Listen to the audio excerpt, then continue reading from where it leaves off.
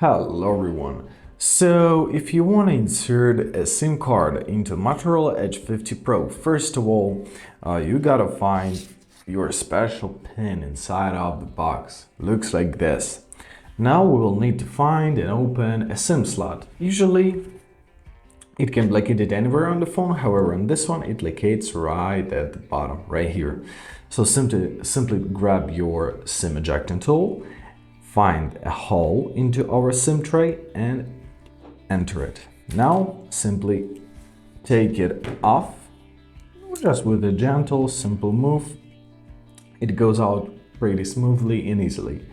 Now find your SIM slot, grab your SIM card and put it into. Make sure that the contacts are facing upwards.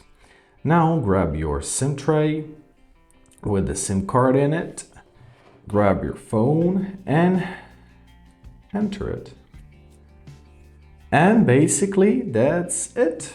Now let's unlock it and let's check out if it sees our SIM card. Yeah, as you see, we've got our signal, so the SIM card is successfully in.